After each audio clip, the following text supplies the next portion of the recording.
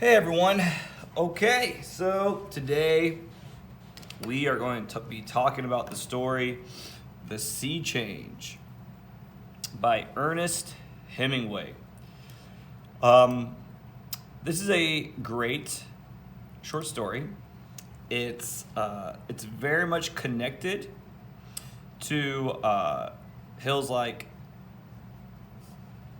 White Elephants, in that it's a story that's almost all dialogue, and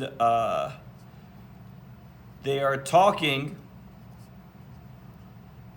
about something that's never said. They're talking around a topic without ever actually saying it. So last week we discussed hills like White Elephants, and they were talking about the two main characters, the American and Jig, were talking about an abortion, but they never said the word an abortion. And so today we have a couple, a man and a woman, also talking about something that's never said but only implied. So let's try to figure that out. The first thing we should notice is the title, The Sea Change. All right, a sea change. A sea change means a change in course, like nautical course, or, to understand it better, direction. A change in direction. That's a sea change, okay? On your test, I referred to it as an illusion. And I mean, it is sort of a reference to nautical, but I don't think part of illusion is probably the best thing.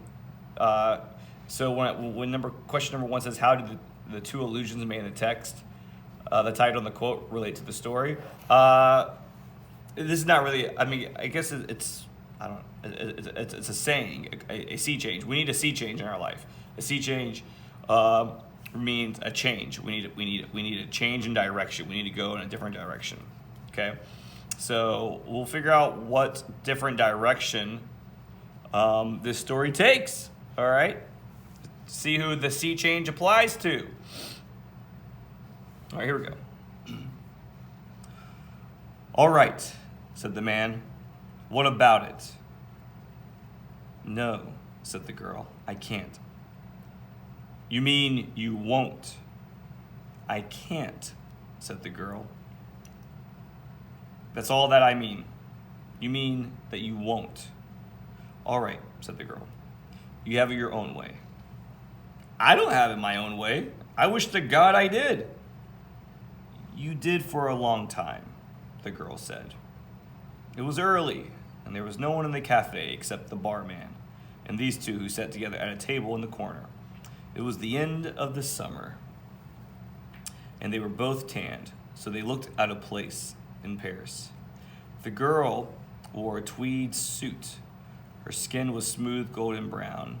Her blonde hair was cut short and grew beautifully away from her forehead. The man looked at her. Okay, so this is a couple that's breaking up. Okay. It was the end of summer. They had a nice summer relationship, all right? And they're breaking up. Now, with a story that's this short and this slight of words, every word that's used is on purpose. So we have this girl, and she's in a suit. She's in a tweed suit. Okay? A tweed suit. And for the time period, 30s, 40s, 50s, okay? This is rather masculine. She's dressed more like a man than a woman. Even though, of course, it's probably fitted for her body type and all that kind of stuff, all right? But it is something that is androgynous. It's more associated with men wearing the suit. And her hair was short. I just whistled through my front teeth. Her hair was cut short, okay, which is also more masculine. I'll kill her, he said. Please don't, the girl said. She had very fine hands, and the man looked at them. They were slim and brown and very beautiful. I will. I swear to God I will. It won't make you happy. Couldn't you have gotten into something else? Couldn't you have gotten into some other jam? It seems not, the girl said. What are you going to do about it? All right, so now we get why she's breaking up, okay? She's breaking up. She's breaking up with her boyfriend. She is dressed somewhat more masculinely, all right? Therefore, that leads us to understand she's breaking up with him. Also, we have the pronoun her, okay? Which means that our female character is a lesbian. Okay? This is her coming out, all right? She is breaking up with her boyfriend, okay, for a woman. Could have gotten something else? Like, instead of being gay, couldn't you have gotten pregnant? Instead of being gay, couldn't you have just left me for another dude? Okay. Couldn't you have done something else? And she's like, no. All right. Because I guess for some guys, I don't know, the idea of a woman breaking up with you to go to another woman is as if like he was such a bad guy it made her just give up on all men. Now, I don't think that's the case in this story, but I think maybe that's how some men might see it at first, okay? I don't know, all right? But she says, it seems now. But as we get through this story, in all seriousness, we'll see that it's not a choice. She wasn't like, I just decided this. Okay, so here we go. So what are you going to do about it? Which is a very interesting question. Why would she ask him this? What are you going to do about it? She's telling him, I'm gay. I think we need to break up because I'm going to go with this woman. So what are you going to do about this? I told you, he said. As in like, I told you, I'll kill her, all right? And she's like, no. I mean, like, really? I don't know, he said. She looked at him and put out her hand. Poor old Phil, she said. He looked at her hands, but he did not touch her hand with his. Now, Phil, in a story like this, any name could have been given to this man. Or no name. It could have just been the man. Because I don't think she has a name, but he does. The name he has is Phil. And Phil, in Greek, means love. His name is Love. He's looking for love. Phil. Poor old Love. No thanks, he said. It doesn't do any good to say I'm sorry? No. Nor to tell you how it is? I'd rather not hear. I love you very much. Yes, this proves it. Right? This is spite. I'm sorry, she said, if you don't understand. And this is what's interesting, people. I understand. That's the trouble. I understand. I just had a highlighter. And it went away. I understand. He understands.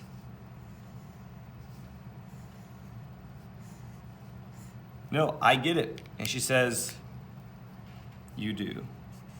It's not a question mark like, oh wait, you understand? She knows this. She's confirming. She knows that he understands. her choice in coming out. Okay, he understands her choice of coming out, not her choice of being gay, but her choice in revealing and choosing to live the lifestyle to, the story is making the sort of the point, the statement that, look, being gay isn't, I just messed up that whole contraction. Let's try this again. Isn't a choice, okay? Living gay, meaning being out, is a choice. That's difficult. As anybody who has come out has ever discussed, which is why it's never good to be outed. I mean, you never out anybody because it's their choice when they decide to be out. Being gay isn't a choice. Living gay, being out, is a choice. All right? And she has finally made that choice to be out. And she says, I'm sorry if you don't understand. But he's like, I do understand. That's the trouble. I understand. And she says, you do. Meaning, I know you do. Which for the reader, we should be questioning why. All right? Why? And she says, that makes it worse, of course. Sure, he said, looking at her. I'll understand all the time. All day and all night. Especially all night. I'll understand. You don't have to worry about that. And this is resentful. By all at night, he's implying while he is alone. Because she's off with her woman, and he's alone. So he starts off understanding, but then he starts to get resentful still, okay, of her choice to be out. All right? And he starts thinking about himself while he'll be alone at night. I'm sorry, she said. And then he goes back to this. If it was a man, don't say that. It wouldn't be a man. You know that. Don't you trust me? That's funny, he said. Trust you. That's real funny. I'm sorry, she said. That's all I seem to say. But when we do understand each other, there's no use to pretend we don't. When we do understand each other, there's something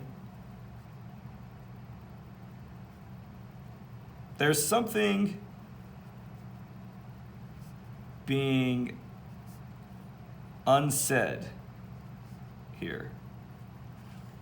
She keeps talking about how you understand this. You understand what I'm feeling. You understand the hardship of this decision. Okay? We understand each other. This is why they're close, because there is something that they know about each other that's not being said. Okay? He deeply understands her. She deeply understands him. She is deciding to live out in the world openly, being gay, all right, in a lesbian relationship, all right, and he's having a hard time dealing with this, even though he knew this about her, and she understands something about him. There's no use to pretend we don't. He says, no, I suppose not. He agrees. Okay?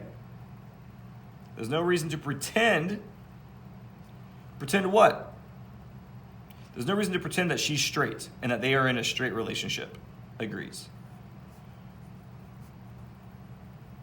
No reason to pretend they are in a real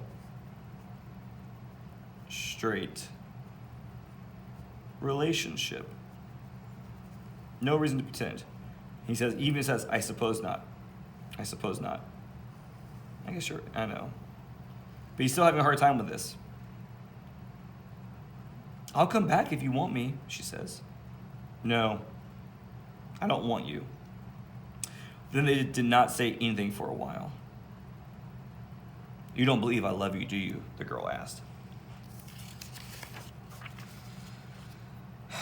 Let's not talk rot, the man said. Spite. He's spiteful. He's still upset, even though he understands. Don't you really believe I love you? Why don't you prove it? You didn't used to be that way. You never asked me to prove anything. That isn't polite. Ha! You're a funny girl. You're not. You're a fine man. And it breaks my heart to go off and leave you. He says, you have to, of course. Not a question mark, like, so do you have to? Okay. But he knows it. Yes, she said, I have to, and you know it.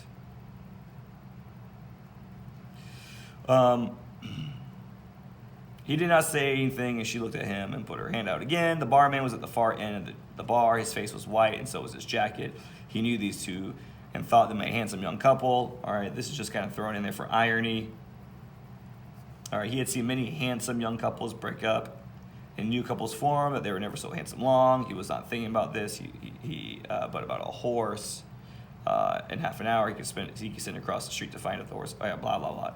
This is just this idea that, like, though this breakup is huge for them, is very inconsequential for everybody else. You know, sometimes when we're going through these huge moments in our life, there's hundreds of people around us who are just going through their everyday, normal, mundane thing. Our world could be shattering, falling apart in this moment. And then everybody else is just doing their thing. I remember I heard the story about a kid who, when he was little, his parents took him and his sister to Cece's Pizza. It was their favorite pizza place. But they took them there to tell them that they were getting divorced. And the idea was that, like, if they told him they were getting divorced in a nice place, in a place in which he loved, he enjoyed, it might make it a little bit easier. Okay? And so this kid chowing down his favorite pizza, finding out that his parents are breaking up, and it's like, he looks around and everyone's like enjoying themselves, playing the video games and getting their dessert pizzas and laughing and stuff. And they don't realize that this kid's world is falling apart, like right around them. All right, it's awful. So this is something very similar. Is that, like, we have this deep conversation, relationship thing going on, but then also for the bartender, it's very inconsequential. It's like, okay, well, whatever. Couldn't you just be good to me and let me go? The girl asked. What do you think I'm going to do? Two people came in the door and went up to the bar. All right, I'm gonna pause there, cut this video in half. And so this is the end of part 1.